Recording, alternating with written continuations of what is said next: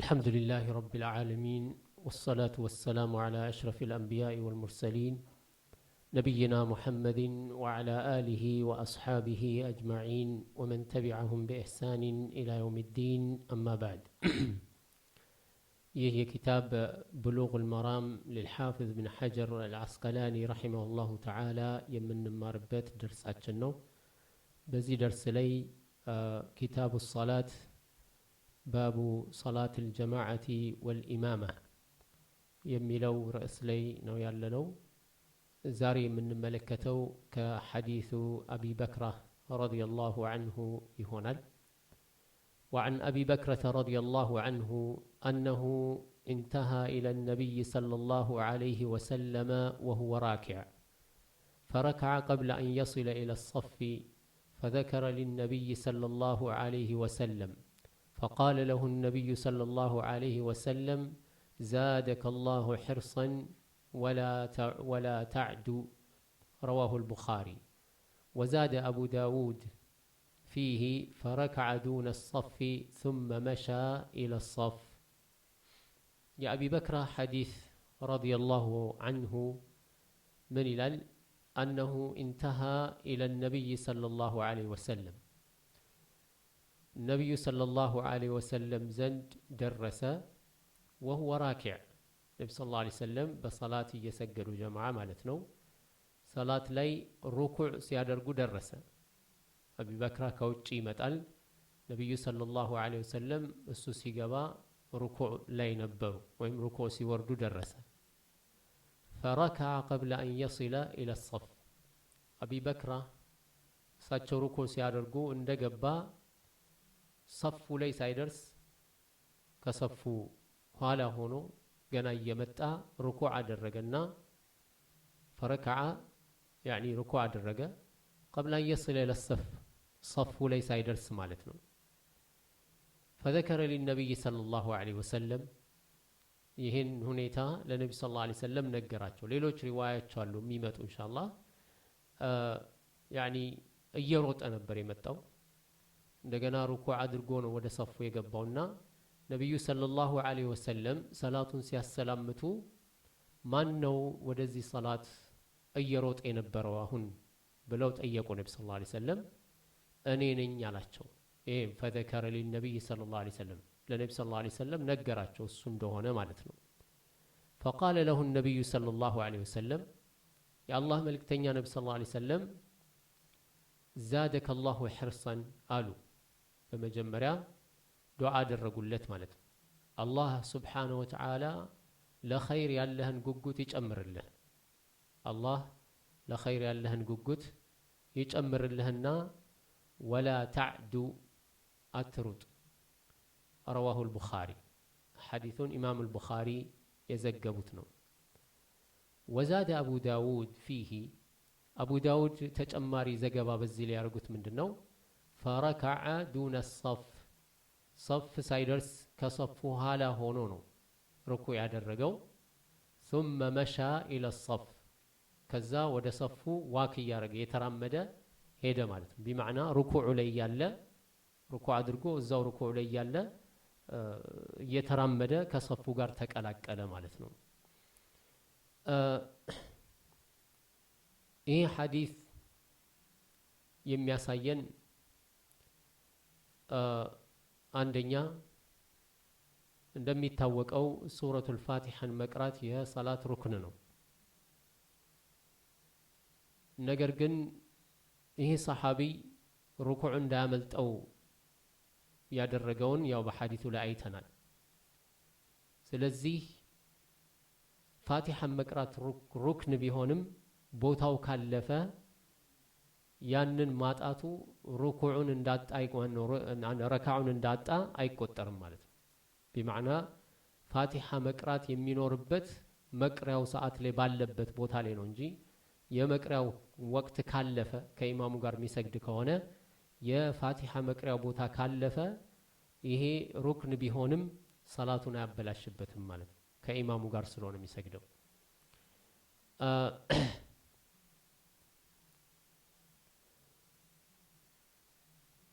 በዚህ ላይ የምንመለከተው አቢ በክራ በዛ ሩኩዕ ላይ ስለደረሰ ረካዓውን እንደደረሰ የሚቆጠር የተቆጠረለት መሆኑን ነው። ነብዩ ሰለላሁ ዐለይሂ ወሰለም ያንን ሰላት አላበላሹበትም ወይም ውድቅ ነው አላሉትም። ሰላቱን ተቀባይነት እንዳለው አድርገው አረጋግጠውለታል። የከለከሉት ምንድነው? እሱ ወላ ተዕዱ እንዳትሮጥ የሚል ነው። ስለዚህ ለሁለተኛ እንዳይለመድህ ሩጫው ማለት ነው። እዚህ ሰውዬው ሰሐቢዩ ሩኩዕ ላይ መድረሱ ሰላቱን እንደደረሰ ተቆጥሮለታል ማለት ነው። እዚህ አንድ ሰው ሩኩዕ ላይ ከደረሰ ሰላቱ ያንን ረካዓ ሙሉን እንዳገኘ ይቆጠርለታል ማለት ነው። ሌላው ከሐዲሱ የምንረዳው አንድ ሰው ወደ ሰላት አልጀማዓ ሲመጣ መስጂድ ከገባ በኋላ ኢማሙ ሩኩዕ ሲያደርግ ካገኘ ሰፉ ላይ ከመግባቱ በፊት ሩኩዕ አድርጎ ሩኩዑ ላይ እያለ እየተራመደ ከሰፉ ጋር መቀላቀል የሚቻል መሆኑን እንረዳለን። ማለትም ሰፉ ጋር እስከሚደርስ ድረስ ከጠበቀ ኢማሙ ከሩኩዕ ይነሳል። ስለዚህ ሩኩዑን ላለማጣት ሩኩዑን እንዳያመልጠው እዛው ባለበት ቦታ ሆኖ ሩኩዑን አድርጎ እየተራመደ ሩኩዕ ላይ ያለ እንዳለ እየተራመደ ሰፉን መቀላቀል ችግር እንደሌለው እንረዳለን። ሌላው ትንሽ የሆነ ያልበዛ የሆነ እንቅስቃሴ በሰላቱ ውስጥ ለሰላቱ መስለሐ ሲባል ለሰላቱ ጉዳይ ሲባል የተወሰኑ እንቅስቃሴዎችን ማድረግ ሰላቱ ላይ ክፍተት እንደማይፈጥር። ለምሳሌ ሰውየው የቆመው የኋለኛው ሰፍ ላይ ነው። ከፊት ለፊት ያለው ሰፍ ክፍት ሆኖ በሚያገኝበት ጊዜ ባለበት ቆሞ መቅረት የለበትም። ተራምዶ ያንን ሰፍ መሙላት አለበት ማለት ነው። ወደ ኋላም መሄድ ካለበት የግድ ወደ ኋላ ሄዶ ወይም ወደፊትም መሄድ ካለበት የሰላቱ መስለሐ እስከሆነ ድረስ ወደፊት ወይ ወደ ኋላ የሚያደርገው ወሳኝ የሆኑ እንቅስቃሴዎች ሰላቱ ላይ ችግር እንደማይፈጥሩ እንረዳለን። ያው ቀደም ሲል እንዳነሳ ነው አንድ ሰው ሩኩዕ ካገኘ ሩኩዕ ላይ ኢማሙን ካገኘና ሩኩዕ ላይ እንዳለ ከኢማሙ ጋር ከተቀላቀለ አንድ ረክዓ እንዳገኘ ይቆጠርለታል። አንዳንድ ሰዎች ሩኩዕ ላይ ካልደረሰ ሩኩዕ ላይ ከደረሰ እስቲል ሱረቱል ፋቲሐን መቅራት ሩክን ነው። ሩክኑን ስላላገኘ ሰላቱ ያንን ረክዓ ይደግመዋል የሚል አባባል አላቸው። ግን ማስረጃ የለም። በግልጽ ማስረጃው ይሄ የሚያስረዳን አንድ ሰው ሩኩዕ ላይ ከደረሰ ረክዓውን እንደደረሰ ነው የሚቆጠረው። አንድ ረክዓ ይቆጠርለታል። ከዚህ ጋር በተጨማሪ አቢ ሁረይራ መርፉዕ የሆነ ሐዲስ አለ። መን አድረከ ረክዓተ ፈቀድ አድረከ ሰላት። ረክዓ ካገኘ ሰውየው ሰላቱን አግኝቷል ማለት ነው። ማእሙሙ ኢማሙን ሩኩዕ እያደረገ ካገኘው ከሱ ጋር ሩኩዕ የሚያደርግ ከሆነ አንድ ረክዓ እንዳገኘ ይቆጠርለታል ማለት ነው። ይሄ ከሰለፎች ከሰሓባዎች ከታቢዕዮች እንደዚሁም ከአይማዎች ሁሉ የተዘገበ ነው ማለት ነው። ሸይኽ ልእስላም ረሒመሁላሁ ተዓላ ይህም በተመለከተ ኢጅማዕን ይጠቅሳሉ ማለት ነው። እዚህ ነቢዩ ሰለላሁ ዐለይሂ ወሰለም እዚህ ቦታ ላይ ላ ተዑድ በሚል ዘገባ ተናግረዋል ተብሎ የተዘገበ አለ። እዚህ ሁለት ዘገባዎችን እናገኛለን። ዛደከ ላሁ ሕርሰን ወላ ተዑድ፣ ዛደከ ላሁ ሕርሰን ወላ ተዕዱ። ወላ ተዕዱ የሚለው አሁን ያየነው ምንድን ነው? አትሩጥ የሚል አላህ ጉጉትን ይጨምርልህና ለሰላት ስትመጣ አትሩጥ። ይሄኛው ከሌላ ሐዲስ ጋርም የሚስማማ ነው። ኢዛ ሰሚዕቱሙ ልኢቃማ ፈምሹ ወዐለይኩም ሰኪነተ ወልወቃር። ኢቃማ ለሰላት ጥሪ ኢቃማ በሚደረግበት ጊዜ ወደ ሰላት ስትመጡ እናንተ በተረጋጋ መንፈስ እና ሳትረበሹ ኑ ወደ ሰላት ተጉዛችሁ። ፈማ አድረክቱም ፈሰሉ ወማ ፋተኩም ፈአቲሙ። ሰላት ያገኛችሁትን ረክዓ ስገዱ፣ ያመለጣችሁን ደግሞ ሙሉበት በሚል ማለት ነው። ስለዚህ ይሄኛው ከዛኛውም ክልክል ጋር አብሮ የሚሄድ ነው ማለት ዛደከ ላሁ ሕርሰን ወላ ተዕዱ የሚለው ማለት ነው። ሌላው ሁለተኛውም ወላ ተዑድ የሚለው ከሁለት አንድ ነው የሚያሳየን ማለት ነው። ወላ ተዑድ እንዳይለመድህ እንደማለት ነው። ወላ ተዑድ ከተባለ ዛደ አላህ ጉጉትን ይጨምርልና እንዳይለመድህ የሚል ማዕና በሚል ማዕና የመጣ ዘገባ አለ። እዚህ እንዳይለመድህ የሚለው ምኑን ነው? እንዳይለመድህ የሚለው ሩጫውን ከሆነ ያው በሐዲሱም አትሩጥ የሚል መጥቷል። እንደዚሁም በተረጋጋ መንፈስ ኑ እንዳትሮጡ የሚል ሌሎች ዘገባዎች አሉ። ከዛ ጋር የሚያዝ ወላ ተዑድ የሚለው ከሰፉ በኋላ ሩኩዕ ማድረግን ከሆነ ምን ይሆናል? ይሄ ነብዩ ሰለላሁ ዐለይሂ ወሰለም አሁን የነገሩት ነገር ሰላቱን እንደተበላሸ አልቆጠሩበትም። ስለዚህ ከዛ ጋር አብሮ አይሄድም ማለት ነው። እንዲሁም ሌሎች ዘገባዎች ከሰፍ በኋላ ሩኩዕ ማድረግን በተመለከተ አሉ ሐዲሶች ማለት ነው።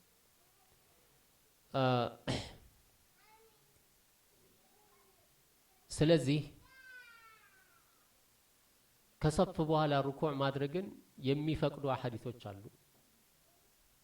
ይሄ እንዲያውም ሱናው ይሄ ነው የሚል የተዘገባለ ከሰሐቦች بمعنى ወደ ሰላት ስትመጡ ኢማሙን ሩኩዕ አድርጎ ካገኛችሁት ሩኩዕ አድርጋችሁ ወደ ሰፍ ተቀላቀሉ የሚል ከሰሐቦች የመጣ ዘገባል ፈትዋ። ስለዚህ አንደኛ ነብዩ ሰለላሁ ዐለይሂ ወሰለም ሰላቱን ከሰፍ በኋላ ሩኩዕ ማድረጉን ቆጥረውታል፣ እንደ ሰላት እንደደረሰ ቆጥረውታል። ያንን የሚከለክሉት ቢሆን ኖሮ ይህን ሰላት እንደገና ድገመው ይሉት ነበረ። ያንን ረካዓ እንደገና ደግመ ማምጣት አለብህ ይሉት ነበረ። ሰላቱ ተቆጥሮለታል። ሁለተኛ ከሱና ነው የሚል ከሰሃባዎች የመጣ ዘገባ እናገኛለን።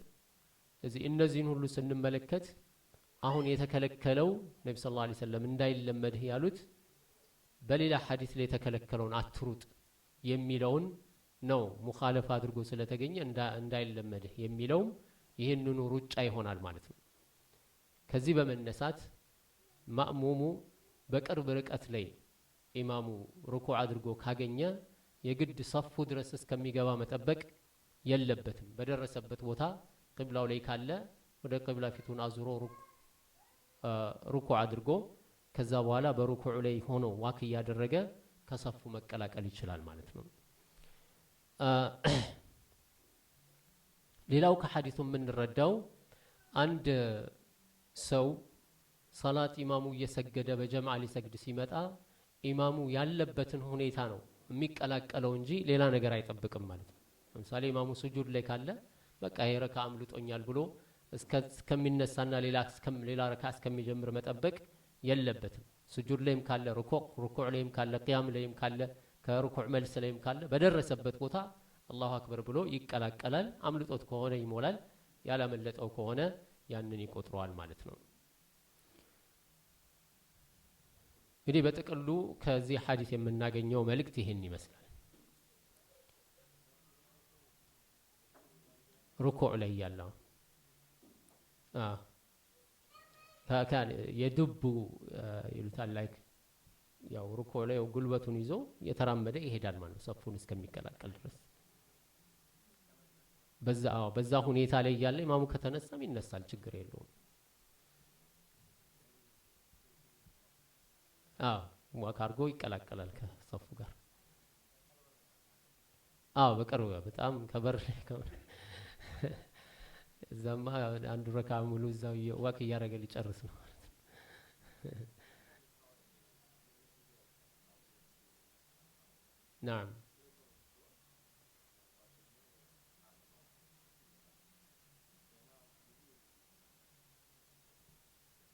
ያ በጣም በቅርብ ርቀት ላይ መሆኑ የበለጠ ከኺላፍ ያወጣዋል። እኔም አንዴ ገጥሞኛል። እዛ ፈጅር ላይ ጫማችን አውልቅና እሱ ጀመረው ወክ አድርገን ገባን።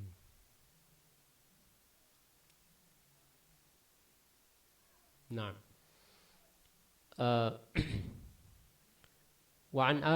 قطعوا حديث عن وابصة ابن معبد رضي الله عنه ይሄ እንግዲህ ያው ማወቅ ያለብን ምንድነው ይሄ የሰሐቢዩ ተግባር ነው። ነብዩ ሰለላሁ ዐለይሂ ወሰለም ያረጋገጡት ሐዲስ ማለት ያለው يعني ሰውየው ሰርቶ መስተካከል ባለበት ቦታ ላይ ነብዩ ሰለላሁ ዐለይሂ ወሰለም ዝም ብሎ አለፉ ማለት ምን ማለት ነው?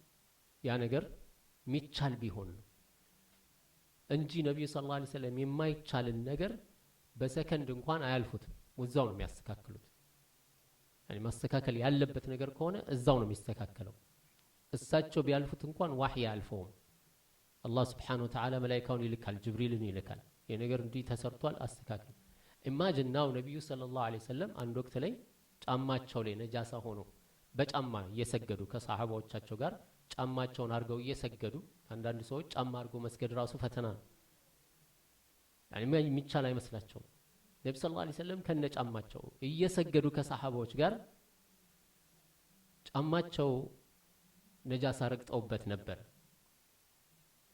ሰላታቸውን እስከሚጨርሱ እንኳን አልተጠበቁ ወደ መላእክቱ ጅብሪል መጥቶ ለነብዩ ሰለላሁ ዐለይሂ ወሰለም ጫማህ ነጃሳ አለው የረገጥከው ነጃሳ አለ ተባሉ እዛው ሰላት ላይ እንዳሉ ነብዩ ሰለላሁ ዐለይሂ ወሰለም ጫማቸውን አውልቀው ወደ ጎን አረጉት ሰሃባዎቹ ሁሉ እሳቸውን ሲያዩ ሁሉም ጫማቸውን አውልቀው ወደ ጎን እንግዲህ ይሄ ኮምፕሊት የሆነ ሙታባዓ ነው ሙሉ ለሙሉ ነብዩ ሰለላሁ ዐለይሂ ወሰለም ለምን እንዴት ወዴት ሳይሉ ነው የተከተሏቸው ማለት ነው መጨረሻ ላይ ነብዩ ሰለላሁ ዐለይሂ ወሰለም ነው ያብራሩላቸው ለምን አወለቃቸው ሲባል አይ እኛ እኮ ያወለቅነው እርሶ ሲያወልቁ አይተን ነው አይኔማ መላእክቱ ጅብሪል መጥቶ ጫማዬ ስር ነጃሳ እንዳለ ስለነገረኝ ነው አሉና ከዛ በኋላ ምን አደረጉ የሆነ ደነገጉ ማለት ነው ምን አንዳችሁ ወደ ሰላት በሚመጣበት ጊዜ ጫማውን ገልብጦ ይመልከተው ጫማው ላይ ነጃሳ ካየ መሬት ላይ ፈትገውና በዛ ያጽዳው እንግዲህ ልብ እንበል መሬት ላይ ፈትጎ የሚያጸዳው ነጃሳ ምን ያህል ይለቃል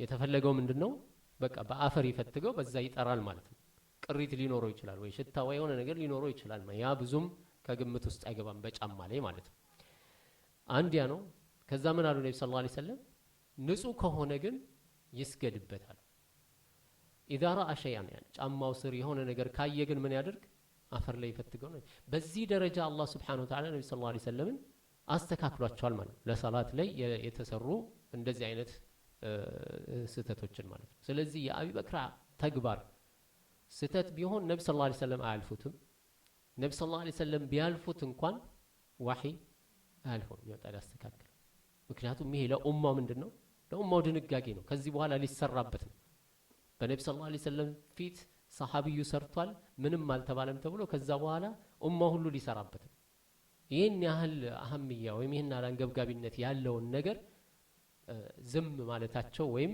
በዋህይ ዝም መባሉ ምን ያሳያል ይሄ ነገር የሚፈቀድ መሆኑን ያሳያል ማለት ነው ስለዚህ ይሄ ያው ከሐዲሱ ላይ የሚታየው ግልጽ የሆነ መልእክት ነው ማለት ነው ናም የሮጣው ምንድነው እሱ ምንድነው ሲከለከሉት አንደኛው በግልጽ ሪዋያው ላይ እንደምናየው ወላ ተዕዱን ላ ተዕዱ የሚለው ራሱ ምንድነው አትሩጥ ማለት ነው በሁለተኛው ሪዋያ ላይ ነው እንዳይለመድ የሚለው ያለው ሌላኛው ሪዋያ ላይ እንዳይለመድ የሚለው ሪዋያ ምንድነው የሚያሳየን ሩጫውን እንዳይለመድ ካሁን በኋላ ወደ ሰላት ስትመጣ እየሮጥክ እንዳትመጣ ግን ነብዩ ሰለላሁ ዐለይሂ ወሰለም ይህ ሰው ይሄንን ያደረገው ለምንድን ነው በኸይር ላይ ካለው ጉጉት አንፃር ስለሆነ ያንን ከግምት ውስጥ አስገብተው እንዲያው ምን አረጉ ነብዩ ሰለላሁ ዐለይሂ ወሰለም ዱዓ አረጉለት አላህ ጉጉትህን ይጨምርልህና አላህ ጉጉትህን ይጨምርልህ ለኸይር ያለህን ጉጉት ይጨምርልህና ወላ ተዑድ እንዳትደግም ወይም ደግሞ ወላ ተዕዱ አትሩጥ ሌላው የአቡበክርን ፈዲላ ያሳየናል ራሱ አቡበክር ረዲየላሁ ዐንሁ ነብዩ ሰለላሁ ዐለይሂ ወሰለም ዱዓ ያደረጉለት ሰሃቢይ ነው ማለት ነው አላህ ካለ ያው በሌላ ጊዜ የምንመለስበት ይሆናል አቡበክር ላይ አንዳንድ ሰዎች የሚያነሷቸው የተለያዩ ነገሮች አሉ የሁሉ ለሰሃባ ያላቸው አንዳንድ ሰዎች ለሰሃባ ያላቸው ግምት የወደቀ ከመሆኑ አንፃር ወይም ስሜታቸውን ከመከተል አንፃር ነው ምሳሌ አቡበክር ከዘገባቸው ሐዲሶች መካከል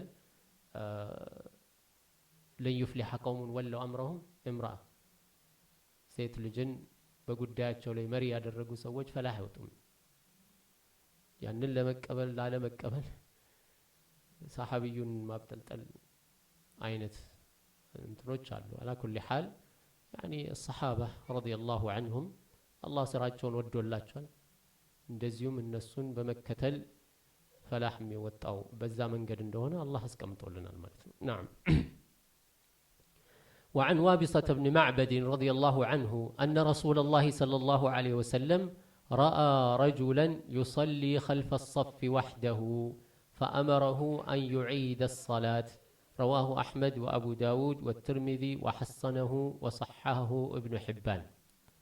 كوابصة بن معبد رضي الله عنه بتزجب حديث أن رسول الله صلى الله عليه وسلم يا الله ملك تنيا نبي صلى الله عليه وسلم رأى رجلا أندنسو أيو يصلي سيسجد أيوت خلف الصف كصفو هالا بتشاون مالت صفو يتسجد كصفو هالا سيسجد أيوت وحده بتشاون ما نما تقوي يلم. فأمره أن يعيد الصلاة صلاة اندي دقم عززت نبي صلى الله عليه وسلم صلاة اندي دقم عززت. حديث أبو داود إمام أحمد أبو داود إمام الترمذي زقبوتال. إمام الترمذي حديث حسن بلوتال اندزيم ابن حبان صحيح بلوتال. كذي قريت هذا حديث وله عن طلق رضي الله عنه كطلق يتزقب إلى حديث من إلال لا صلاة يلم لمنفرد بتشاون لم يسجد سو خلف الصف كصف على بتشاون لم يسجد سو صلاة يلم. وزاد الطبراني من حديث وابصة تجمري إمام الطبراني كوابصة بزقوت حديث ألا دخلت معهم كالناس قار كصف قار مالتهم صف قار أتكلاك ألم نبر أتقبام نبر أو اجتررت رجلا ويمان دنسوات تسبب نبر ودانت. እነዚህ ዘገባዎች ከዚህ ከመጨረሻው ዘገባ ውጭ ያለው ሁሉ ሰሂህ ነው። የመጨረሻው ዘገባ በተለይ አውጅ ተረጁለን የሚለው ዘገባው ሙሉ ለሙሉ ያው ضعيف ነው ውድቅ ነው። ግን በተለይ እጅተረርተ ረጁለን አንድ ሰው ስበህ ወደ አንተ ማምጣት የሚለው ከድክመቱም ጋር يعني አላ دخلت معهم ከሰፍ መሃል አትገባም ነበረው የሚለው በሌላም ዘገባ የሚደገፍ ነው። ይሄኛው ግን ከضعيفነቱ ጋር ደጋፊ አላገኘም ማለት ነው። ስለዚህ ከዚህ ሐዲስ የምንረዳው ምንድነው? እሱ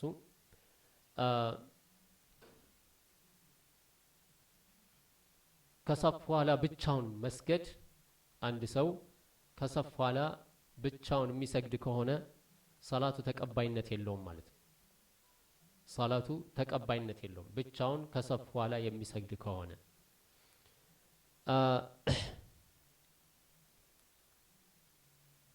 ሌላው ያው በሐዲሱም ላይ በግልጽ እንደመጣው ነብዩ ሰለላሁ ዐለይሂ ወሰለም فأمره أن يعيد الصلاة صلاةን መልሶ እንዲሰግድ ማዘዛቸው። እንዲሁም ላ ሰላት የሚባል የለም خلف الصف لمنفرد خلف الصف ብቻውን የሚሰግድ ሰው ከሰፍ ኋላ የሚለው እና ኢማሙ ሻፊዒም رحمه الله تعالى يعني لو صح الحديث لقلت به حديث صحيح ቢሆን ኖሮ እኔም ይሄው ነው አቋሚ የሚል ንግግር ተናግሯል። ሐዲሱ ሰሂህ መሆኑን አግኝተናል። እዚህ አይማዎች አቋም ምን እንደሆነ ከዚህ ነው የምንረዳው ማለት ነው። ምናልባት በመዝሐብ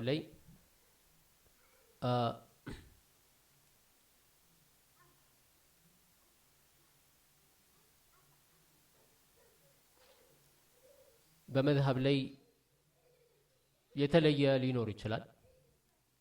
ነገር ግን ኢማም ሻፊዒ ረሂመሁላሁ ተዓላ ሐዲሱ ሰሂህ ከሆነ እኔም ይሄን ነው አቋሚ ሲሉ ከኛ የሚጠበቀው ምንድነው? የኢማም ሻፊዒ አቋም ምን እንደሆነ ለማወቅ ሐዲሱ ሰሂህ መሆኑን ማጣራት ነው ማለት ነው። ሐዲሱ ሰሂህ መሆኑን አወቀን፣ ስለዚህ ኢማም ሻፊዒ አቋሚ ሆነው ማለት ነው። ብቻውን ከሰፍ ኋላ የሚሰግድ ሰው ሰላቱ ተቀባይነት የለውም። ከአቢ በክር ሐዲስ ጋርስ እንዴት እናስማማው? ያው ብዙ ተብሏል። በጥቅሉ ግን አቢ በክር ምንድነው ያደረገው? ሰላቱን ጀምሮ ተቀላቀለ እንጂ ከሰላት ኋላ ሆኖ ሰላቱን አልቀጠለም። ነብዩ ሰለላሁ ዐለይሂ ወሰለም ሰላቱን ተቀባይነት እንዳለው አድርገዋል ማለት ነው። ስለዚህ የሚያሳየን ከአቢ በክር ሐዲስ ጋር ምንም አይነት ግጭት እንደሌለው ነው ማለት ነው። ሌላው ዑሙም الشريعة ስንመለከት عموم الشريعة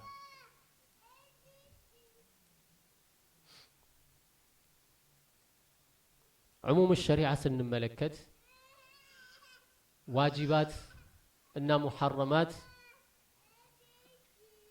ዋጅባት የሆኑ ነገሮች አቅም በማጣት ምን ይሆናሉ? ናም ይወድቃሉ አይደለም? ዋጅብ የሆኑ ነገሮች አቅም በማጣት ምክንያት ምን ይሆናሉ? ይወድቃሉ። ላ ዩከሊፉ ላሁ ነፍሰን ኢላ ውስዐሃ ፈተቁላህ መስተጣዕቱ። ሐራም የሆኑ ነገሮች በችግር ምክንያት ምን ይሆናሉ? ይፈቀዳሉ። ስለዚህ አንድ ሰው የሚችለውን ያህል ጥረት ማድረግ አለበት ማለት ሰፉ ላይ ለመቀላቀልና ብቻውን ላለመስገድ ክፍተት ካገኘ መጠጋጋት የሚችሉበት ካለ እነዚህን ነገሮች በደንብ ማየት አለበት። መጠጋጋት የሚችሉበትን ነገር ካደረገ እና ሰፉ መግባት ከቻለ ጥሩ፣ እንደዚሁም ደግሞ ክፍተቶችን አግኝቶ በዛ ክፍተት መሃል መግባት ከቻለ ጥሩ። እነዚህ ነገሮች በሌሉበት ጊዜ ግን ቁምና ሰላት አሳልፍ አይባልም ማለት ነው። ግልጽ ነው። ለምን አሁን ዋጅብ ነበር ሰፉ ላይ መቀላቀል፣ አሁን ግን አልቻለም። ያለመቻል ምን ያደርጋል? ግዴታን ያሰርዛል ማለት ነው። እንደዚሁም ችግር ምን ይሆናል? የተከለከለን ነገር ያስፈቅዳል። ሰውየው አቅም አልነበረውም ሰፉ ላይ ለመቀላቀል፣ ምንም አማራጭ የለውም። ሌላ ሰው ጎትታ ወደዚህ አምጣ የሚለው ደግሞ ሰሒህ አይደለም፣ ያንን መጠቀም አይችልም። እዚህ ምን ያርግ? ዝም ብሎ ቆሞ ሰላቱ ይለፈው? በዚህን ጊዜ ምን ይሆናል? ያኒ በኢዕቲባር العذر ዑዝርን ከግምት ውስጥ በማስገባት የሚችለውን ያህል ካደረገ ከዚህ በኋላ በራሱም ቢሆን ከኋላ ከሰፉ ኋላም ቆሞ ቢሆን መስገዱ ችግር እንደሌለው ያሳየናል። ስለዚህ ከዚህ ሐዲስ የምንረዳው ነው ይህ ሰው ሰላቱን እንዲመልስ የተደረገው ምንድነው? ሰፉ ላይ መግባት እየቻለ ነገር ግን ሰፉ ላይ ሳይገባ ነው ኋላ የቀረው ማለት ነው። ሰፉ ላይ ሳይገባ ከኋላ ቀረ ወይም ከኋላ ብቻውን ሰገደ። ለዚህ ነው ይሄ ሐዲስ የሰውየውን ሰላት ተቀባይነት እንዳይኖረው ያደረገው ማለት ነው።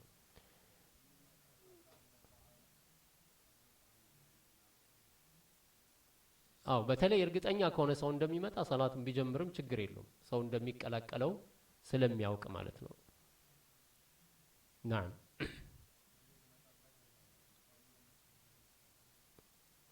አው መጠበቅ የግድ የለበትም፣ መጠበቅ የግድ የለበትም። ይቀላቀላል። ሰው መጥቶ ከተቀላቀለለት ጥሩ ማለት ነው።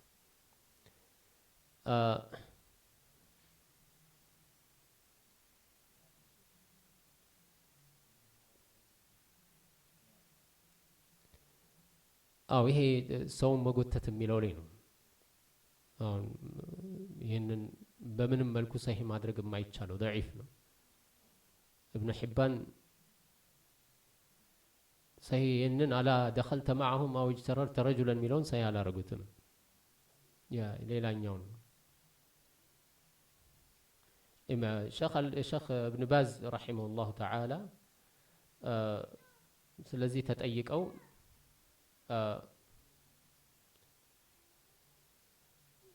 ሐዲሱ ضعيف ነው፣ ስለዚህ ለማስረጃነት ብቃት የለውም ነው ያለው። وليس له جذب احد من الصف ከصف ማንንም መጎተት አይፈቀድለትም። لان الحديث الوارد فيها ذلك ضعيف ጎትተህ ካንተ ጋር አቁም የሚለው ደካማ ነው ሐዲሱ ማለት ነው። እንደዚሁም ከሼኽ አብዱራህማን السعدي رحمه الله تعالى ابن القيم يوم شيخ الإسلام تيمية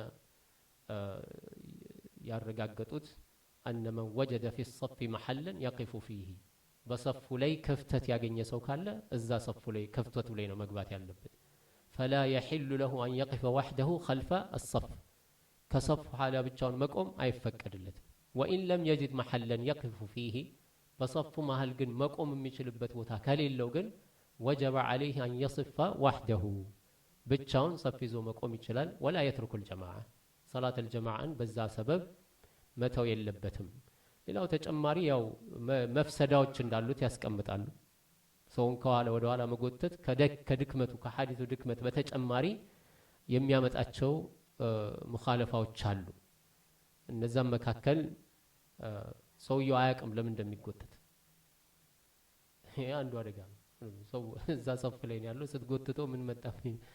አንዱ እንዳለው ሰላት አዲስ የጀመረ ሰው ኋላ መጥቶ ሲጎትተው ዛሬው ጀምሬ መለከል ሞት መጥቶ የጎተተው ይመስለኛል አለ።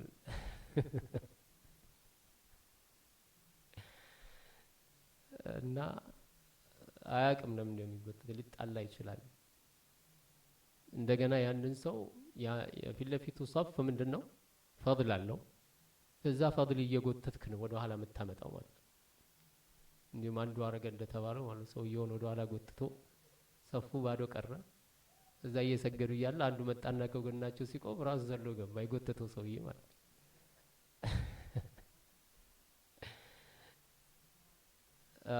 አላ ኩሊ ሐል ያኒ አንዱ ይሄ ነው፣ ሰውየውን ከሚያገኘው ደረጃ ወደ ኋላ እየጎተት ነው። ሁለተኛ ሰውየውን ስትጎትተው በመሃል ክፍተት ልንፈጥር ነው በሰፉ መሃል። እንደዚሁም ደግሞ አላስፈላጊ የሆነ እንቅስቃሴዎች ሊኖሩ ነው። ሰውየውን ስትጎትተው ወደፊት ሲሄድ ወደኋላ ምናልባትም ሊያንገራግር ይችላል። ትጎትቷለህ፣ እሱም ቢላል ሌላም ችግር ሊፈጠር ይችላል ማለት ነው። ስለዚህ እነዚህ ሁሉ ተሽዊሽ አለ በሰላት ላይ ብዙ ሐዲሱ ضعيف ከመሆኑም ጋር ማለት ነው። نعم ቀጣዩ ሐዲስ وعن أبي هريرة رضي الله عنه كأبي هريرة رضي الله عنه بتزجب حديث قال النبي صلى الله عليه وسلم الله ملك تنيا نبي صلى الله عليه وسلم قالوا إذا سمعتم الإقامة صلاة إقامة سيدرك كسماتشو لصلاة إقامة سيدرك كسماتشو تقري مالتنا أذان سيهون لإقامة فامشوا إلى الصلاة ود صلاة ترامدوا واكادركم وعليكم السكينة والوقار سكينة أن وقار ሁለቱም አንድ ናቸው ይላሉ። ትንሽ ልዩነት ካለ ሰኪና የሚለው የአካል መረጋጋትን ሲሆን ወልወቃር የሚለው ደግሞ ከመረበሽና መርበትበትን የሚያሳይ ነው። ስለዚህ ሰላት ኢቃም ሲደረግ አትርበትበት ወይም ሩጫ ወደዛ ወደዚህ መፈራገጥ አታብዛ። ስለዚህ በተረጋጋ መንፈስ ምን ሆን ወደ ሰላት ነው። ወላ ተስሪዑ ይሄ ደግሞ የበለጠ ያንን የሚያጸናው ነው ማለት ነው። ተረጋግታችሁ ተራመዱ፣ አትፍጠኑ፣ አትቻኮሉ። ለምን ወደ ሰላት ስትመጡ ካመለጣችሁ ምንድነው ፈማ አድረክቱም ፈሰሉ በተረጋጋ መንፈስ ኑ፣ የደረሳችሁበትን ስገዱ። ወማ ፋተኩም ያመለጣችሁን ደግሞ ፈአቲሙ አሟሉ፣ ያመለጣችሁን አሟሉ። ሙተፈቁን ዐለይህ ሐዲሱን ኢማም አልቡኻሪ ኢማም ሙስሊም በሰሂህነቱ የተስማሙበት ነው ወይም የገጠሙበት ነው። ወለፍዙ ሊልቡኻሪ ቃሉ የኢማም አልቡኻሪ ነው። ከዚህ ሐዲስ የምንረዳው ሰላት አልጀማዓ ግዴታ እንደሆነ ያስረዳናል። በዚህ ዙሪያ የመጡ ሐዲሶች ብዙ ናቸው። የግድ ሰውየው ለሰላት አልጀማዓ መሳተፍ እንዳለበት በቂ ሸሪዓዊ ዑዝር ከሌለው ሰላት አልጀማዓ መጣድ አለበት ማለት ነው። እንደዚሁም ከሐዲሱ የምናገኘው አንድ ሰው ወደ ሰላት በሚመጣ ሰዓት በተረጋጋ መንፈስ ነው፣ ተረብሾ መምጣት የለበትም። ያኒ አንዳንድ ጊዜ ሰው ከመስጂድ ሲገባ ጀምሮ ለሰላት እስከሚደርስ ድረስ እየሳቀ እየቀለደ እያስከካ ነው የሚገባው። ያ ሰላት ውስጥ ስትገባ ደግሞ ያን ያወራውን እያስታወስክ ደግሞ እንደገና ልስቅ ነው። ምንድነው እሱ? ያኒ ኮፊ ሻፕ አይደለም እኮ የሚገባው ሰውዬው። ስለዚህ ወደ ሰላት በሚገባበት ጊዜ ቢያንስ ራሱን ለሰላቱ ምን መሆን አለበት? ለሰላቱ ራሱን ዝግጁ ማድረግ አለበት። ለዚህ ነው እኮ ልክ ሲገባ ዱዓ የሚያደርገው ያኒ ቢስሚላህ ወሰላቱ ወሰላሙ ዐላ ረሱሊላህ اللهم افتح لي أبواب رحمتك እያለ ዱዓ የሚያደርገው أعوذ بالله السميع العليم من الشيطان الرجيم نعم أعوذ بالله أعوذ بالله العظيم من الشيطان الرجيم አዑዙ ቢላሂ አልዓዚም ወቢወጅሂ አልከሪም ሚነ ሸይጣን ረጂም። ይሄ እነዚህ አይነት ዱዓዎችን የሚያደርገው ለምንድን ነው? እሱ ራሱን በመንፈሱ ዝግጁ እንዲያደርግና ከሱ ጋር ተከትሎ የመጣ ሸይጣን ወይም የሚጠብቀው ሸይጣን ካለ ከዛ ተጠብቆ በሙሉ መንፈስ ወደ ሰላት ውስጥ እንዲገባ ነው።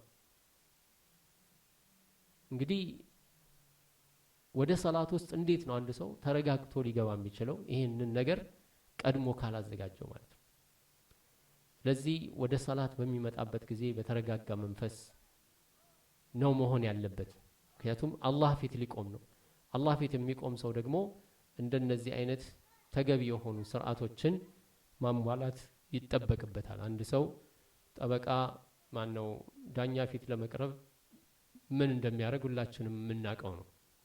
ይሄ አላህ ሱብሓነሁ ወተዓላ የፈጠረው አላህ ሱብሓነሁ ወተዓላ ፊት ለመቆም የአላህ ቤት ለመግባት ስርዓት አልበኛ መሆን ይሄ ከባድ ነው። ስልክን ክፍት አድርጎ መግባት፣ ግዴለሽነት፣ መርሳት ያለ ነው። አንድ ሰው ሊረሳ ይችላል። የሰው ልጅ ነው። ሰው የተባለውም ራሱ ስለሚረሳ ነው። ግን አህዋሎቹን አንድ ሰው ቀደም ብሎ የሚያስተውላቸው ከሆነ ቢኢዝኒላህ ሱብሓነሁ ወተዓላ ከአላህም እገዛ ያገኛል። አንድ ሰው ለሰላቱ ትልቅ ክብር መስጠት ይኖርበታል ማለት ነው። ስለዚህ በተረጋጋ መንፈስ መጥቶ ወደ ሰላት ሲገባ ቅድም እንዳልነው ቀስ ብሎ እየመጣ ሩኩ እያደረገ ካጋጠመው ኢማሙን ያደርጋል፣ ሩኩ አድርጎ ይገባል ማለት ነው። ችግር የለውም። ሩኩዕም ካመለጠው ደግሞ ያንንም ማድረግ ካልቻለ ያኒ የደረሰው ላይ ይደርሳል፣ ያመለጠውን ይሞላል ማለት ነው። አቢ ዳውድ በዘገቡትም ሐዲስ እንደዚሁ አላህ መልእክተኛ ነብዩ ሰለላሁ ዐለይሂ ወሰለም ማን አድረከ ሩኩዕ ፈቀድ አድረከ አልረክዓ፣ ሩኩዕ ካገኘ አንድ ሰው ረክዓ እንዳገኘ ይቆጠራል። ለዚህ ይሄ ሩክን እንደሚወድቅ በደንብ ትኩረት ልንሰጥ ይገባል። ማለትም ቅራአት ሱረቱል ፋቲሃ ሩክን ነው። ሩክንን ከተወ አንድ ሰው ሰላት ይበላሻል። ከመሆኑም ጋር ማእሙም ሆኖ በሚሰግድበት ጊዜ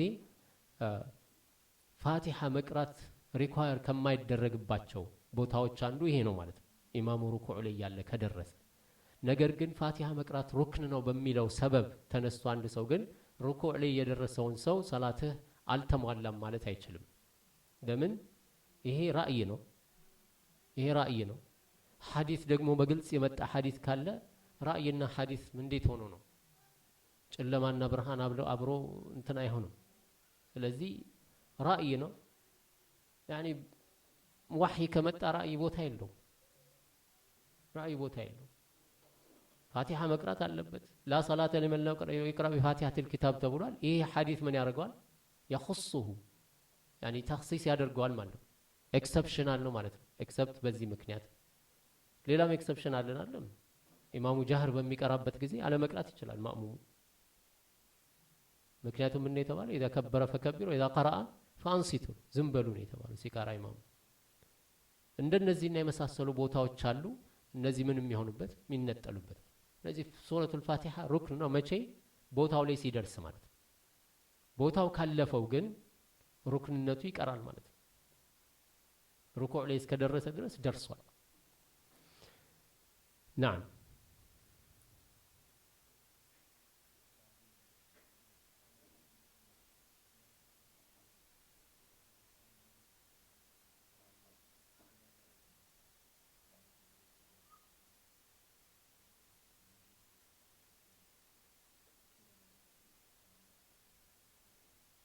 ናም ተክቢረተ ኢሕራም ለማግኘት ሲል መሯሯጥ ይሄ ትክክል አይደለም። ምክንያቱም ፋድል ነው። ተክቢረተ ኢሕራም ማግኘት ምንድነው? ፋድል ነው። ያኒ ተጨማሪ ነገር ነው። ሩጫውስ ምንድነው? የተሯሯጡ መሄድ ደግሞ ሙኻለፋ ነው።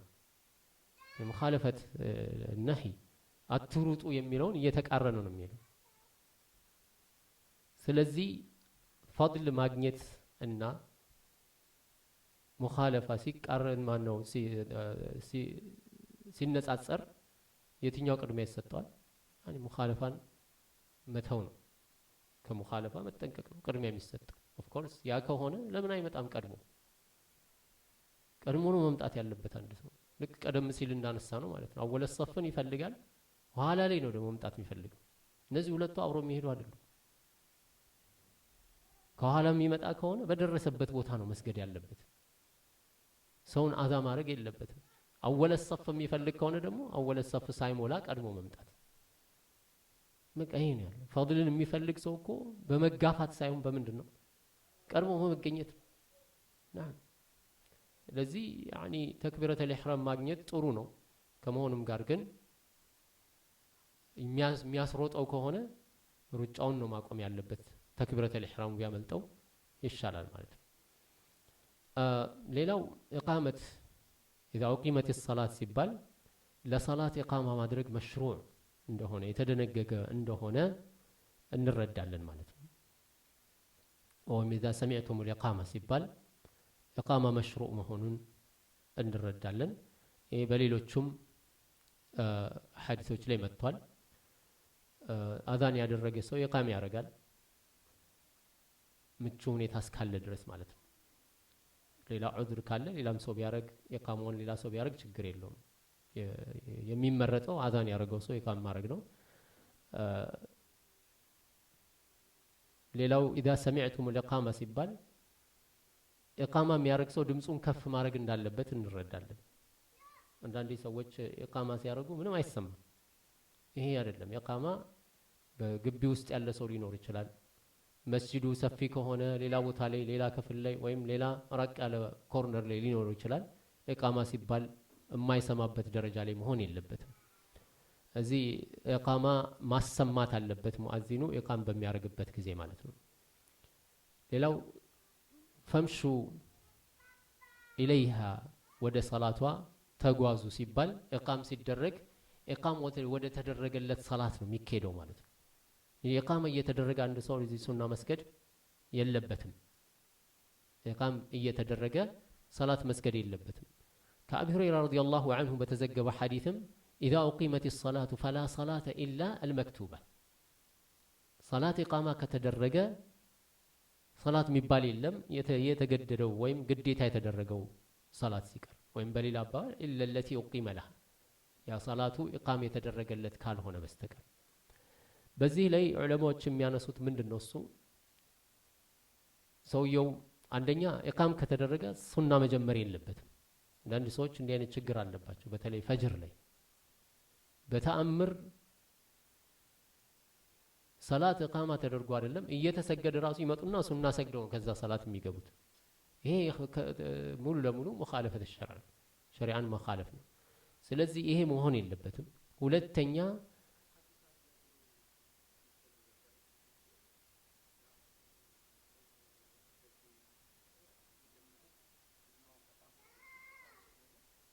ናም ሱናው ኢምፖርታንት ከሆነ ቀድሞ ነው መስገድ ያለበት። ሱናው አንገብጋቢ ከሆነ አሉ ሐዲሶችም አሉ።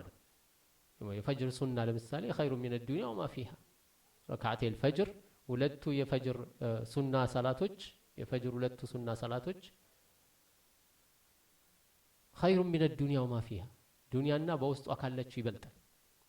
ዱንያና በውስጧ ካለው ሁሉ በጠቅላላ ከሚሰጥ ሁለት ረካ የፈጅርን ሱና ሁለት ረካ ብትሰግድ ይበልጥብሃል። ያ ግን መቼ ነው? ከኢቃሙ በፊት ነው። ቀብለ ሰላት ነው። ኢዛ ኡቂመት ሰላት ይኸው ሐዲስ ነው። ፈላ ሰላተ ኢላ አልመክቱባ። እዚህ አንደኛ መጀመር አይችልም። ሁለተኛ የጀመረ ከሆነ ራሱ ማቋረጥ አለበት። ሶስተኛ ሰላቱን ጀምሯል፣ መጨረሻው አካባቢ ላይ ነው ያለው። ከሁለተኛ ረካዓ ከሩኩዕ በኋላ ያኒ ቢያመልጠው ተክቢረተል ኢሕራም ነው ተብሎ ጨርሶ መቀላቀል ይችላል። በእነዚህ ሁኔታዎች ላይ ካለ የመጨረሻ ስጁድ ላይ ካለ ተሸሁድ ላይ ካለ በእነዚህ ሁኔታዎች ላይ ዑለማዎች ያግራራሉ። ይሄንን በማዕና ጨርሶ ሊቀላቀል ይችላል ማለት ነው። ከዛ በላይ ያለ አንድ ረካ ከቀረው ገና አዲስ የሚጀምር ከሆነ እነዚህ ሁሉ አቋርጦ ወደ የሚቀጥለው ሰላት ነው መግባት ያለበት ማለት ነው። አይ ኢቃማውን ሲሰማ ወይም ሰላት ሲጀመር ኢቃማውን ሲሰማ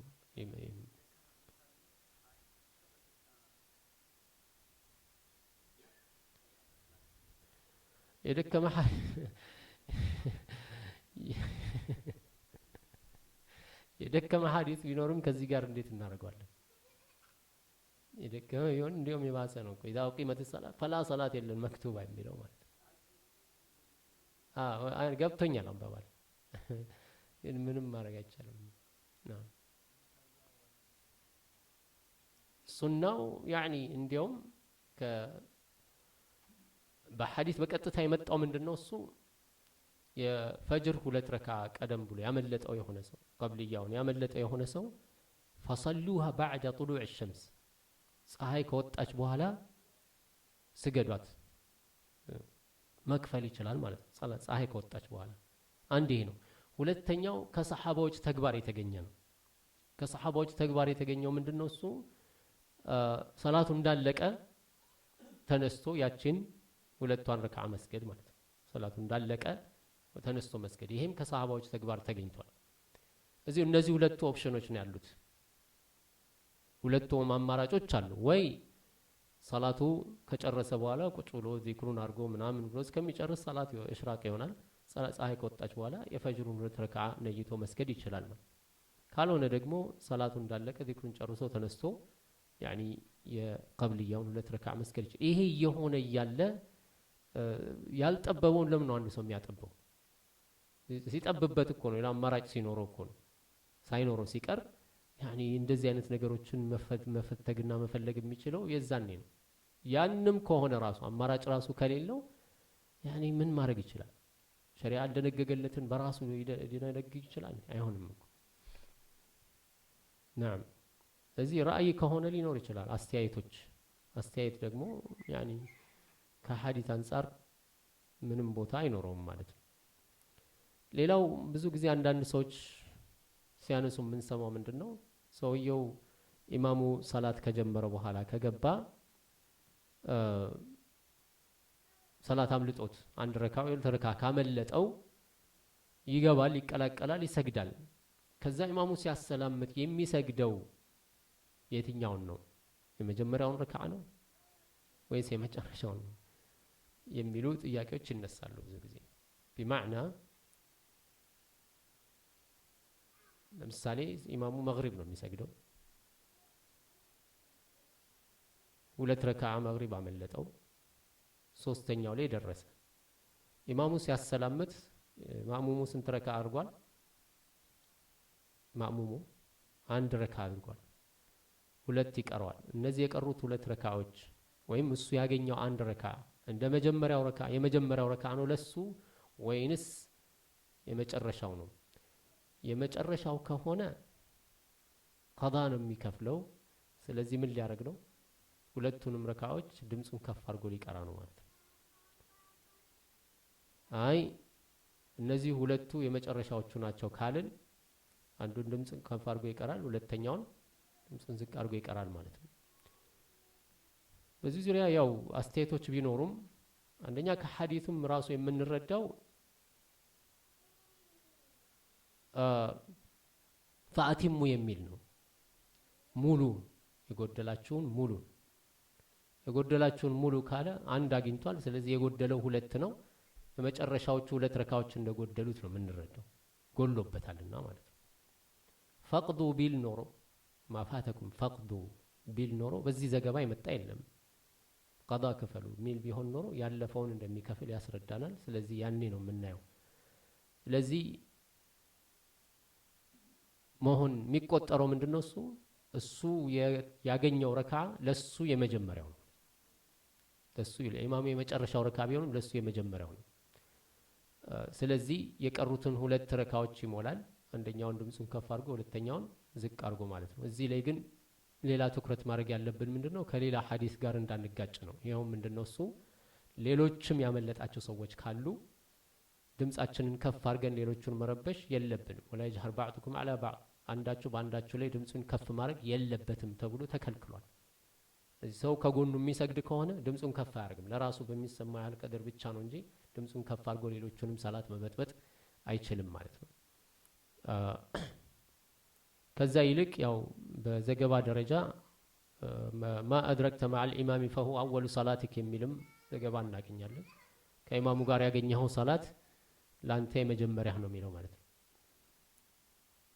እዚህ አይማዎች ኢብኑ አልቀይም ኢብኑ ተይሚያ ሌሎችም ኢንማ ዩድሪኩሁ መዐል ኢማም አወሉሃ ከኢማሙ ጋር ያገኘው ረካዓ በየትኛውም ይሁን የመጀመሪያ ነው የሚቆጠርለት። መግሪብ እንዳልነው ለምሳሌ አንድ ረካ ብቻ ከሆነ ከመግሪብ ያመለጠው ሁለቱን ከኢማሙ ጋር የሰገደው ለሱ ምንድነው የመጀመሪያዎቹ ሁለቱ ናቸው። ሶስተኛው ረካ ብቻ ነው የቀረው ማለት ነው። ሌላው አንድ ሰው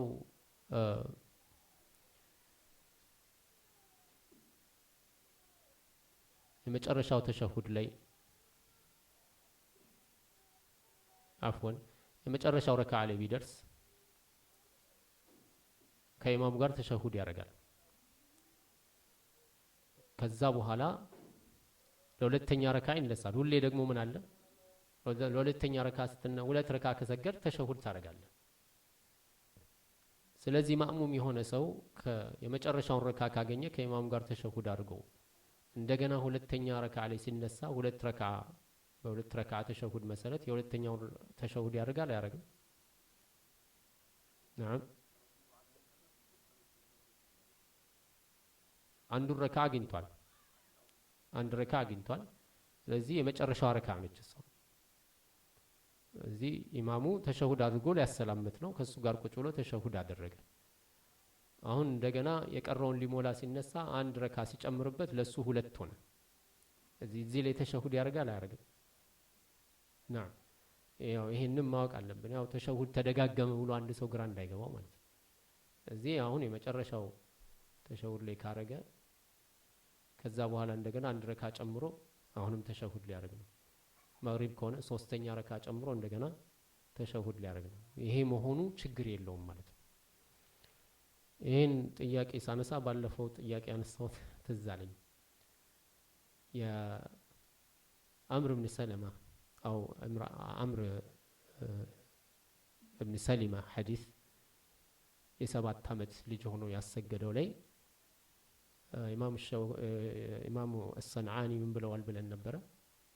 ሱና የሚሰግድ ሰው ፈርድ የሚሰግድን ሰው ማሰገድ ይችላል ብለው ነበርና ከየት ነው የመጣው ይሄ ብለን ጥያቄ አንስተን ነበር። ረሳሁት ሳላነሳው። አገኛችሁት መልስ? ናም ከየት ነው ይሄንን ፊቅህ ያመጡት?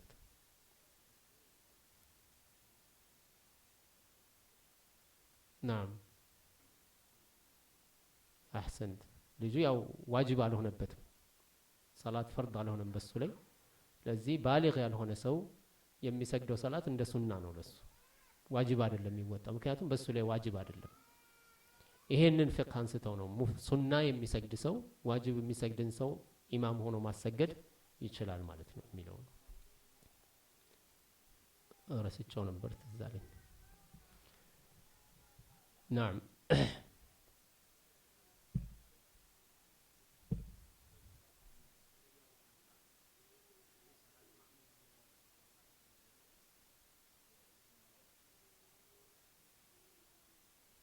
ምንድነው የመጀመሪያው?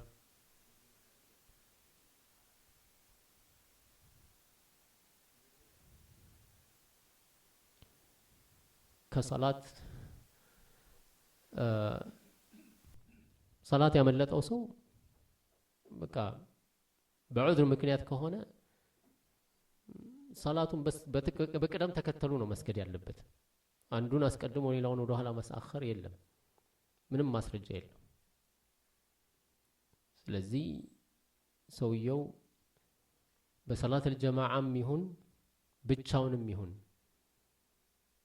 የመጀመሪያው ሰላት አምልጦት ሁለተኛው ሰላት ላይ ከተጣደ መጀመሪያ ያመለጠውን ሰላት ሰግዶ ከዛ ነው የሚሰግደው እንጂ አሁን የደረስክበትን ሰግደህ፣ ምክንያቱም ወቅቱ አልወጣም። ዑለማዎች ኢዕቲባር የሚያደርጉት ምናልባት ወቅቱ የሚያመልጠው ከሆነ ይሄን ሰግዶ ወደዚህኛው እስከሚመለስ ይሄኛው ወቅቱ የሚያመልጠው ከሆነ መጀመሪያ ይሄን ወቅቱን ላለማለፍ ይሄን ሰግዶ ከዛ ወደዚህ ይመለሳል የሚል አስተያየቶች አሉ። ከመሆኑም ጋር ሁሉ ጊዜ ማወቅ ያለብን ምንድነው ሰላት በቅደም ተከተል ዙህር ሳይሰግድ አስር መስገድ የለበትም አንድ ሰው። ስለዚህ ዙህር አመለጠው ሲመጣ አስር ኢቃም ተደርጓል። ስለዚህ ከኢማሙ ጋር አስሮ የሚገባው ምንድነው ዙህርን ነው። ኢማሙ አስርን ቢሰግድ እሱ ምንድነው የሚያደርገው? ዙህርን ነይቶ ይገባል፣ ከኢማሙ ጋር አብሮ ይሰግዳል ማለት ነው። ከኢማሙ መነጠልን ከነየተ አይችልም፣ ያው 4 ነው። ስለዚህ ምንም ማድረግ አይችልም። ከመግሪብና ኢሻ ሲሆን ምናልባት እንደዚህ አይነት እንትኖች ይኖራሉ። ስለዚህ ያለው አማራጭ ምንድነው? ከኢማሙ ጋር ያመለጥ እሱ ኢማሙ አስር ነው የሚሰግደው፣ እሱ ግን ዙህር ይሰግዳል። ከኢማሙ ጋር ካሰላመተ በኋላ አስርን ይቀጥላል ማለት ነው። መግሪብና ኢሻም ከሆነ እንደዚህ መግሪብ አመለጠው፣ ኢሻ ላይ ደረሰ።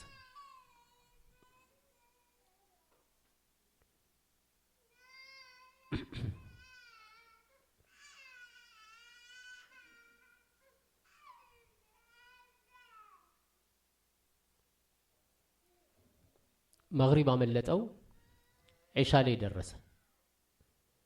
ከኢማሙ ጋር ጨርሶ መስገድ ከፈለገ በመግሪብ ንያ ይገባል። ስለዚህ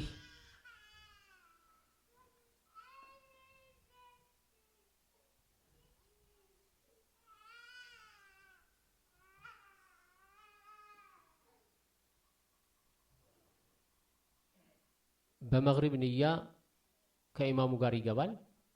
ከዛ በኋላ ኢማሙ ለአራተኛ ረካ ሲነሳ ቁጭ ብሎ ተሸሁድ እያደረገ ይጠብቃል። ተሸሁድ እያደረገ ይጠብቅና እዛ ኢማሙ ያንን ረካ ይዞ ይመጣል። ኢማሙ ተሸሁድ ያደርጋል። ኢማሙ ሲያሰላምት አብሮ ያሰላምታል። አንዱ ይሄ። ወይም ደግሞ ሶስተኛው ረካ ላይ ኢማሙ ሲነሳ ለአራተኛው ረካ ሲነሳ ከኢማሙ ይለያል ማለት ነው። እሱ ንያውን ይነጥልና ከኢማሙ ልክ በሙዓዝ ሐዲስ ላይ እንዳየነው ማለት ነው። የራሱን መግሪብ ያጠናቅቅና ለኢሻ ከነሱ ጋር ይቀላቀላል ማለት ነው። በሌላ የኢሻ ንያ አንድ ረካ ከነሱ ያገኛል። የቀረውን 3 ረካ ጨምሮ ኢሻውን ይጨርሳል። በእንደዚህ አይነት መልኩ ነው የሚሰግደው። ብቻውንም ከሆነ ተኝቶ ወይ በሆነ ምክንያት መግሪብ አመለጠው ኢሻ ገባ፣ ወይም ዙህር አመለጠውና አስር ገባ። እዚህ ምን ያደርጋል? በአስር ወቅት ላይ መጀመሪያ ዙህርን ሰግዶ ከዛ በኋላ ነው የሚቀጥለውን ሰላት የሚሰግደው ማለት ነው።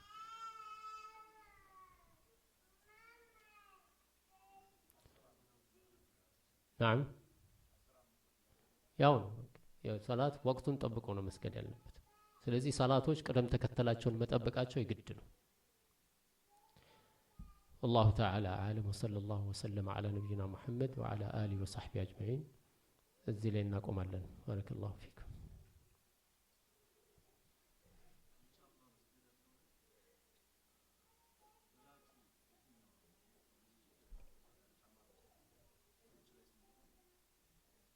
በጫማ መስገድ በሚለው ላይ والله عالم ማስወገድ ያለበት አንድ ሰው ተከሉፍን ነው።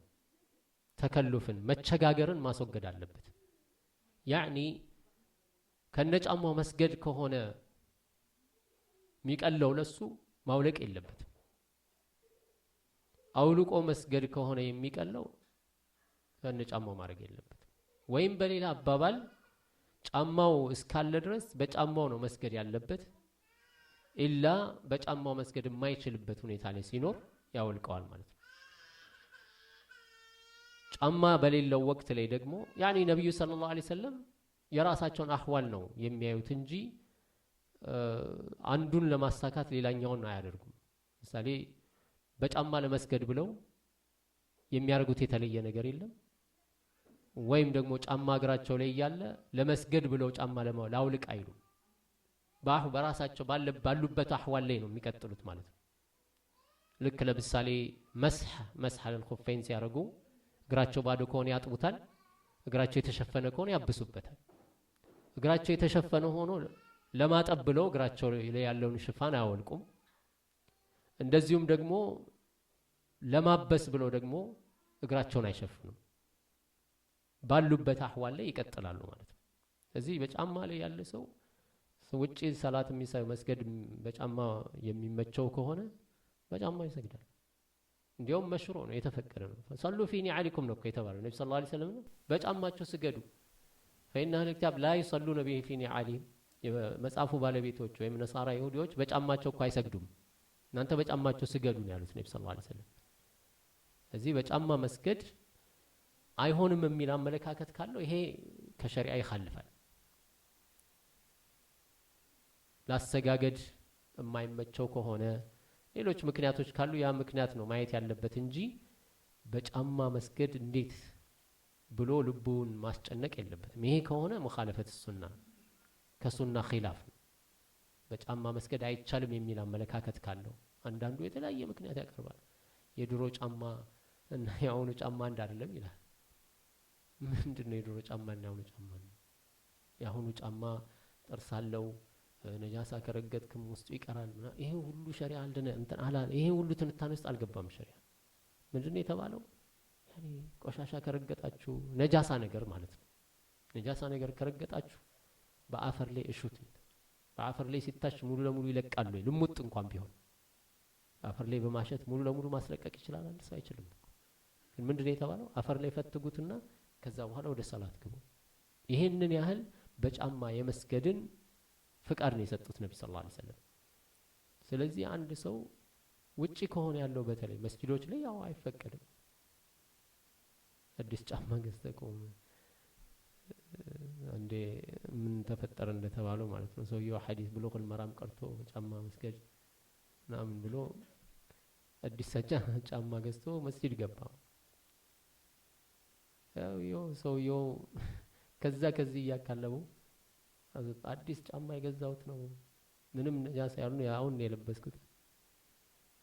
ከዛ በኋላ የገሌ ጫማ እየተባለ መተረጃው እቺ የገሌ ጫማ ነች እንደ ሰላት የምትሰገድባት። ስለዚህ እንትን መሆን አንድ ሰው ያኒ አህዋሎችን ማየት አለበት። ሰዎች በጫማ ሰላት መስገድ አይቻልም በሚሉበት ቦታ ላይ ጫማ አድርጎ መስጂድ ሊገባ እንዴት ይሆናል? አይሆንም። ስለዚህ ጫማ የሚወለቅበት ቦታ ከሰው ሁሉ ደግሞ ሙኻሊፍ መሆን የለበትም። ያኒ ሱናን ማረጋገጡ ጥሩ ነው። በቦታውና በስርዓቱ ሲሆን መጀመሪያ አስተምሮ ሲሆን ይሻላል። አስተምረህ ከሆነ ሰዎች ምን ይሆናሉ? ያውቁታል። ያኒ ብዙም ላይጨነቁ ይችላሉ። እያወቅነው ራሱ ስንቶቻችንን ልባችን ተረጋግቶ በጫማ የምንሰግደው እያወቅነው ሐዲስ እንደሚፈቅድ እያወቅ እዚህ ራሳችንን ነው ማረም ያለብን። መጀመሪያ እኔ ራሴ ምን ያህል ነኝ? እዚህ ውጭ ላይ ስገድበት በጫማ ስገድ፣ አታውልቅ። ሱናው ይሄ ነው። ሱናው ምንድነው? በጫማ መስገድ ነው። ውጭ ከሆንክ በጫማ ስገድ። ስራ ቦታ ከሆንክ የግድ ጫማ ማውለቅ የለብህም። ስገድ ከነ ጫማ። ነጃሳ እንዳልሆነ እርግጠኛ ከሆንክ ስገድበት። ያ ነው መሆንም ያለበት እሱ ነው። ሰሉ ፊኒ አሊኩም የተባለው በጫማችሁ ስገዱ። ሰዎች ሁሉ ጫማቸውን ሲያወልቁ ደግሞ አንተ ብቻ ከነ ጫማ ገብተህ አይሆንም። መስጂድ ውስጥ ግን ሌላ ቦታ ላይ ሆነ ሜዳ ላይ ከሆነ የተለያዩ ቦታዎች ላይ ከሆነ ሰዎች ቢያወልቁም አንተ ጫማን አድርገህ ብትሰግድ ምንም ችግር የለው።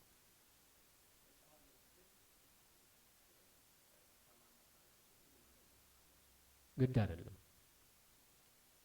ምክንያቱም አሁን ውዱእ አይደለም እያረክ ያለው ሰላት ነው እየሰገድክ ያለው። ስለዚህ ውዱእ አለ ኦልሬዲ። ግልጽ ነው።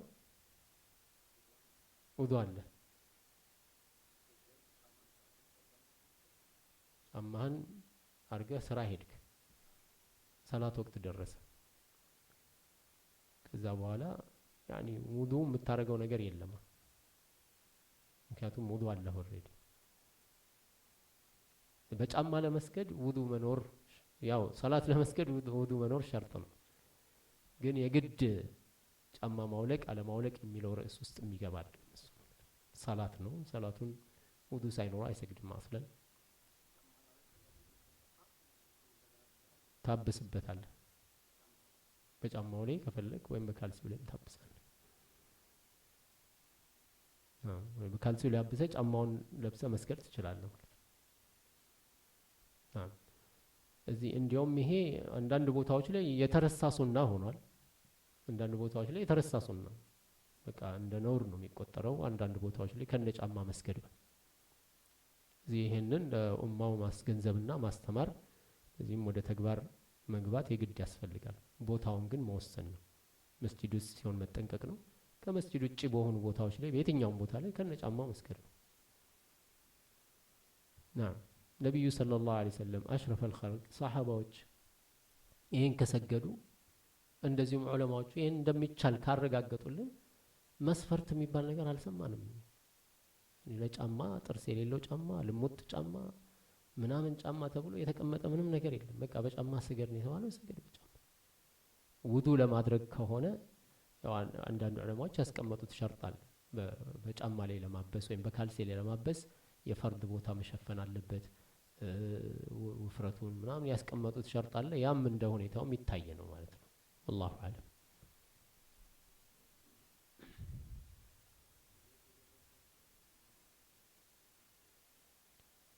ና ዘግይቶ የደረሰን ሰው መስቡቅ ማለት ነው። መስቡቅ የሆነን ሰው እንደ ኢማም ማድረግ ይቻላል ነው። በዚህን ጊዜ መስቡቅ የሆነ ሰው ባይ ዘ ወይ ሁለት አማራጭ አለው።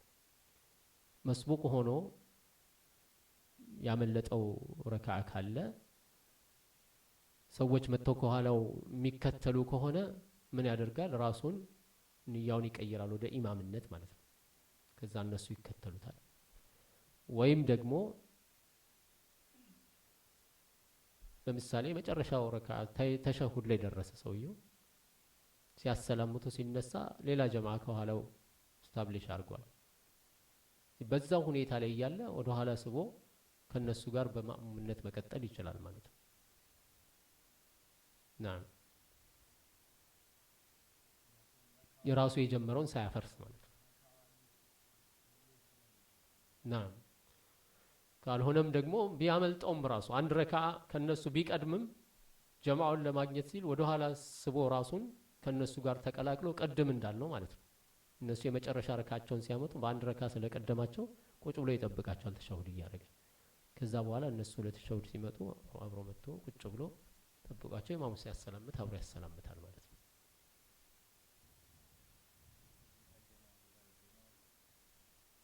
አላህ ሞልቷል። ስትሰግድ የነበረው መርካቶ ከዙህር እስከ አስር ድረስ ሰላቱል ጀማዓ አለ። አንዳንድ ቦታዎች እንደዚህ ነው። ገበያ ቦታዎች እንደዚህ ናቸው። ምንም ማድረግ አትችልም።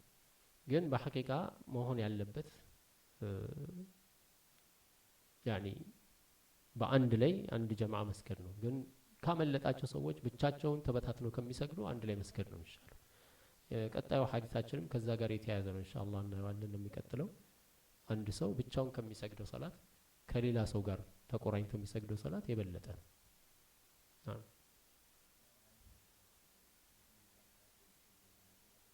አዎ ያገኛል።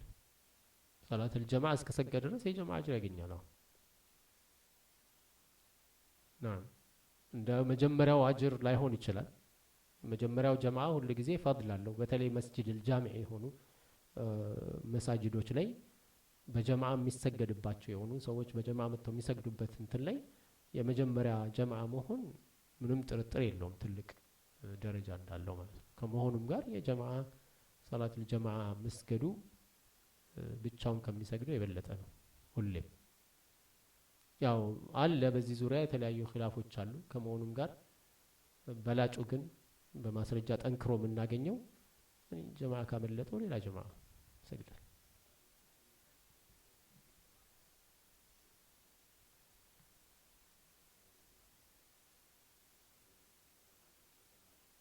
ትችላለህ። ብቻውን ከሚሰግደው ከሁለት ሰው ጋር የሚሰግደው የበለጠ ነው። ሁለት ሆኖ የሚሰግደው ያው ድምፅህን ዝቅ አድርግ።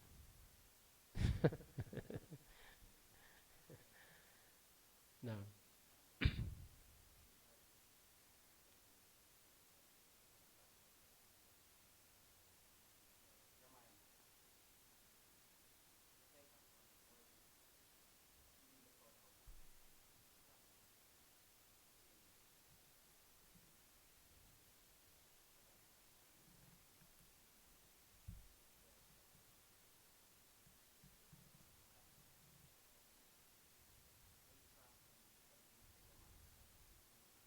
ጀማዓ መስገድ መሰለ ነገር የለም ሁሌ ያኒ ይሄ ከሆነ እንዲያውም ሀሳቡ ትንሽ ደስ አይልም።